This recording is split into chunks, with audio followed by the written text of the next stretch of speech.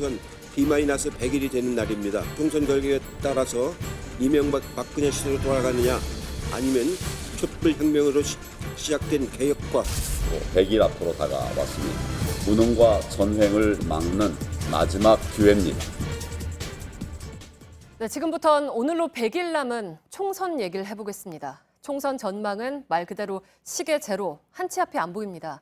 여권도 야권도 모두 갈라져 있는 이른바 다야 구도 때문인데요. 이걸 어느 쪽이 더 빨리, 더 말끔하게 정리하느냐에 승패가 달렸다는 관측입니다. 정치권은 오늘도 이 문제로 바빴습니다. 정종문 기자입니다. 진영 통합이 더 급한 쪽은 야권입니다. 하지만 갈 길은 아직 멉니다. 중심에 서고 싶은 자유한국당은 오늘 보수 통합 추진위를 제안했습니다. 통합추진위원회는 이기는 통합의 플랫폼이 될 것입니다. 하지만 안철수 전 대표는 복귀 선언 후 첫 인터뷰에서 통합이 아니라 혁신이 우선이라고 선을 그었습니다. 야권 통합에 무관심한 듯한 발언. 그렇지만 우리나라가 이렇게 가서는 안 된다고 걱정하시는 분들께 진심으로 호소하려 한다고 해 자신을 축으로 한 통합 시도 가능성은 열어뒀습니다. 이런 안 전 대표를 향해 바른미래당은 또 회의장 사진까지 바꿔 걸면서 적극적으로 손을 내밀었습니다. 그러나 누가 중심이 돼 논의를 시작하든 보수 통합 논의는 박근혜 전 대통령 탄핵을 놓고 삐그덕거릴 거란 관측도 나옵니다. 당장 오늘 황교안 대표는 보수 대통합을 언급하면서도 실명은 탄핵에 비판적인 2명만 언급했습니다. 이현주 의원, 이정현 의원 등이 추진하는 전진 4.0 등 신당들. 새로운 보수당이 통합 논의 과정에서 가장 꺼려하는 대목입니다. 새 보수당의 창당 대회에 황 대표가 축하난을 하루 늦게 보낸 걸 계기로도 양측은 오늘 신경전을 벌였습니다. 이런 가운데 이른바 4+1 범여권 내에서도 통합 논의 나오기 시작했습니다. 대한신당 박지원 의원이 범여권 신당들이 모두 힘을 합쳐야 총선에서 승리한다고 주장한 겁니다. 최근 호남의 지역 언론들이 실시한 여론조사에서 민주당이 작은 정당들의 후보군에 뒤지는 결과가 나오자 교통정리 필요성이 제기되기 시작한 겁니다. JTBC 정종문입니다. 네, 이런 구도 아래에서는 모든 정당들이 저마다 유불리를 따져가면서 뭉쳤다 흩어졌다 할 수밖에 없겠죠. 그래서 이번에 도입된 연동형 비례대표제에 최근에 여론조사 결과를 좀 대입을 해서 각 당의 유불리를 따져봤습니다. 박소연 기자 나와 있습니다. 시작할까요? 네, 새해 첫날에 나온 여론조사 2개를 준비해봤습니다. 네. 여기에 대입할 연동형 비례대표제 쉽게 말해 이겁니다. 정당 지지율은 높은데 지역구에서 몇 석 못 얻는 당이 있으면 지지율에 맞춰서 더 챙겨주자는 겁니다. 여기에 쓸 수 있는 의석수 비례대표 47석 가운데 30석입니다. 이걸 나누는 복잡한 수식과 다양한 변수가 있는데요. 그걸 제가 대입해보니까요. 민주당은 많게는 24석, 한국당은 최대 16석, 그리고 정의당은 12석, 바른미래당은 최대 6석을 가져갈 걸로 보입니다.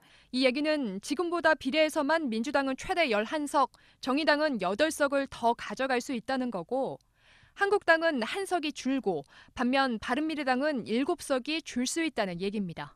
네, 잘 봤습니다. 그런데 이제 이런 시뮬레이션에서는 좀 한계가 여전히 있는 거죠? 네, 제가 계산을 해보면서 한계를 좀 많이 느꼈는데요. 네. 어제만 해도 이 지난 총선 때 한 몸이었던 바른미래당과 그리고 새로운 보수당이 둘로 쪼개졌죠. 네. 그리고 이런 상황에서 지역구 의석수는 지난번 총선 기준으로 시뮬레이션을 돌릴 수밖에 없었거든요. 게다가 최근에 나오는 조사들에선 지지 정당이 없다고 말하는 이른바 무당층 보시면요, 10% 가까이 됩니다. 네. 따라서 정교한 예측에는 시간이 조금 더 필요한 상황인데요. 바뀌는 정치 상황에 맞춰 저희 JTBC는 그때그때 예측해 드리도록 하겠습니다. 네, 알겠습니다. 박소영 기자는 잠깐 좀 기다려주시고요. 저희가 청와대를 잠깐 연결해 보겠습니다. 다가오는 총선 결과에 가장 민감한 또 한 곳이 청와대입니다. 오늘 조직 개편을 발표했는데요. 대통령의 최측근 윤건영 국정기획상황실장이 출마를 위해서 그만둔 게 눈길을 끌었습니다. 청와대에 연결하죠. 심수미 기자, 우선 윤 실장이 사퇴를 했죠? 네, 대통령의 복심으로 불리는 윤건영 국정기획상황실장의 자리가 크기는 컸던 모양입니다. 윤 실장이 물러나면서 청와대는 국정기획상황실을 기획실과 상황실로 분리한다고 발표했습니다. 조직이 축소되는 셈인데요. 윤 실장 개인의 뜻이 반영되기도 했지만 이런 윤 실장까지도 총선에 투입되는 걸 보면 총선 승리에 대한 청와대의 의지가 엿보인다는 평가입니다. 네, 그리고 또 고민정 대변인도 출마하겠다고 사퇴하는 걸로 알려지지 않았습니까? 네, 오늘은 일단 조직 개편의 틀과 윤 실장의 사퇴까지만 발표가 됐고요. 공직자 사퇴 시한인 오는 16일 전에 한 차례 더 인사 발표가 있을 걸로 보입니다. 고민정 대변인도 이때 출마 의사를 밝힐 가능성이 큰 상황입니다. 네, 이러다 보니까 청와대 출신 출마자가 60여 명에 달할 거다 이런 집계도 나왔죠. 네, 때문에 청와대는 이 총선용 개편이라는 비판을 의식한 듯 오늘 국정 효율성을 위한 것이라고 강조하기도 했는데요. 하지만 현재까지만 이 비서관급 이상 20여 명, 행정관급 출신까지 치면 60여 명의 출마가 예상됩니다.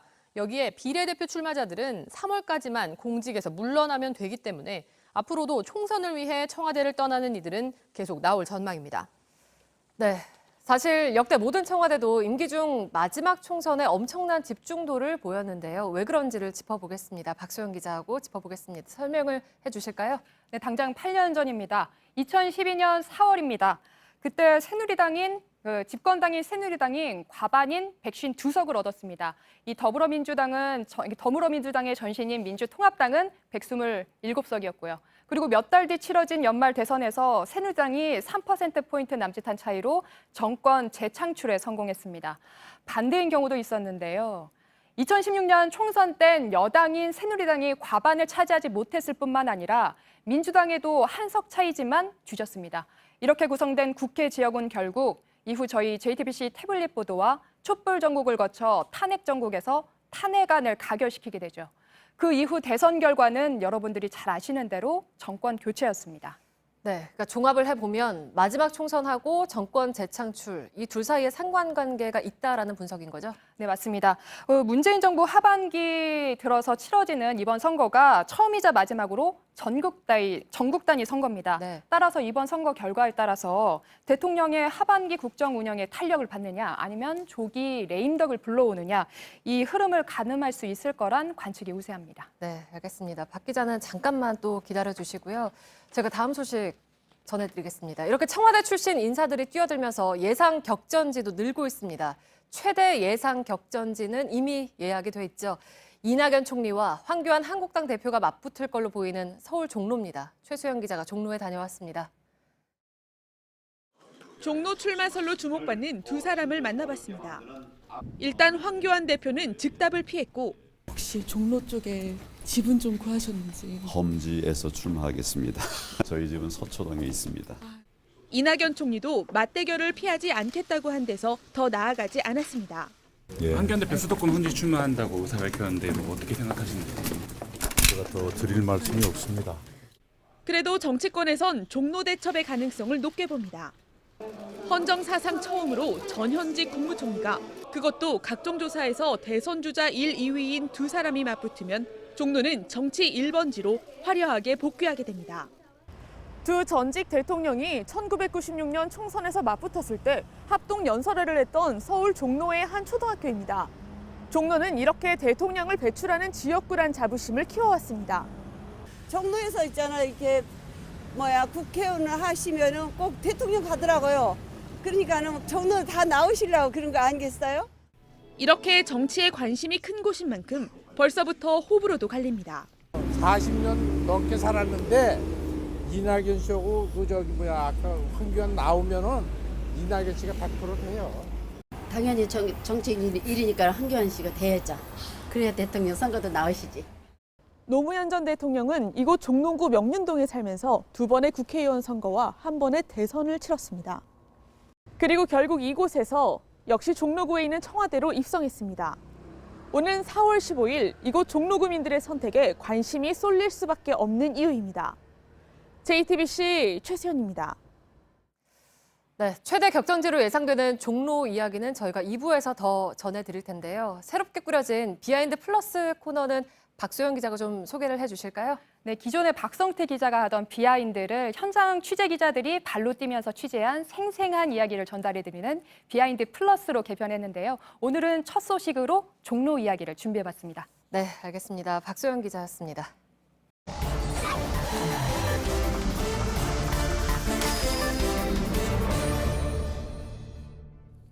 네, 앞서 소개해드린 대로 저희 뉴스룸 개편과 함께 비하인드 코너도 비하인드 플러스로 업그레이드했습니다. 글쎄요, 업그레이드란 표현을 들으면 앞서 비하인드 뉴스를 진행해온 박성태 기자가 좀 서운해할 것 같긴 한데요. 일단 오늘부터 JTBC 보도국 취재 기자들이 가져온 진짜 취재 뒷얘기를 전해드리겠습니다. 그 첫 시간으로 오는 총선에서 최대 격전지로 예상되는 종로를 취재해온 정치팀 최재원, 최수연 기자가 나와 있습니다. 네. 업그레이드한 코너의 첫 출연 기자들입니다. 네, 최선을 다해서 준비를 했습니다. 예, 부담되시겠습니다. 부담이 됩니다. 예, 부담 갖지 마십시오. 오늘 뉴스 처음 진행한 앵커도 앞에 있습니다. 예. 첫 번째 키워드부터 보시죠. 종로 얘기할 거잖아요. 네. 예. 첫 번째 키워드는 이렇게 정했습니다. 1번지의 역사. 예. 이 종로 하면 정치 1번지라는 그렇죠. 얘기를 많이 하고는 하는데 왜 이런 얘기가 나온 건지부터 좀 정리를 해보도록 하죠. 예. 일단 뭐 종로 하면 청와대도 있고 정부 서울청사도 있고 좀 상징적인 장소다라고 얘기할 수 있습니다. 예. 특히나 이 종로를 지역구로 해서 대통령이 3명이나 나왔습니다. 바로 예. 윤보선, 노무현, 이명박 전 대통령입니다. 아, 그렇군요. 네, 사실 이 중에 2명의 대통령, 그러니까 이명박, 노무현 전 대통령은 1996년 15대 총선이죠. 당시 각각 신한국당과 민주당 후보로 맞붙었었는데요. 예. 당시 보도를 좀 가지고 왔습니다. 예. 보시다시피 이 전 대통령이 이겼습니다. 예. 다만 이 전 대통령은 선거법 위반으로 고 사퇴를 했고요. 예. 2년 뒤에 재보궐에서 다시 노 전 대통령이 종로에 배지를 달았습니다. 예, 그러니까 뭐 4년 임기를 반반씩 한 두 의원이 네. 대통령도 서로 물려받고 이런 관계까지 갔다는 거잖아요. 네, 그래서 제가 오늘 하루 예. 종일 종로를 좀 돌아봤습니다. 오늘이요? 민심을 예. 민심을 한번 들어봤더니 예. 우리 지역구는 대통령을 배출해내는 지역구다. 이런 자부심을 많이 느낄 수가 있었습니다. 예. 한번 들어보시죠. 네. 1번지 확실하죠. 누가 나오든지 여기서 당선되는 당이 대통령이 돼. 뭐 시민들의 말을 통해서도 들을 수 있지만 좀 예. 종로는 정치 1번지다라는 예. 인식이 주민들에게도 있는 것이죠. 예. 한 가지만 사족으로 덧붙여 드리면 예. 이 김을동 전 의원의 아버지 그러니까 장군의 아들 예. 김두한 전 의원의 지역구도 종로였습니다. 아, 그렇죠. 네. 네. 장군의 아들 그 유명한 우미관이 종로에 있었던 거잖아요. 네, 예. 저도 드라마를 열심히 봤었습니다. 예, 알겠습니다. 다음 키워드는 뭔가요? 네, 다음 키워드는 바로 잠원동 주민들의 종로행으로 뽑았습니다. 네, 무슨 얘기인가요? 네, 종로가 지금 현재 주목받고 있는데 예. 제가 앞서 그 일부에서 루포 기사로 전달을 해드렸습니다. 바로 이낙연 총리와 황교안 대표의 맞대결 가능성 때문인데요. 두 사람의 공통점이 총리 출신이라는 것 외에도 한 가지가 더 있었습니다. 바로 서초구 잠원동에 집을 가지고 있다는 겁니다.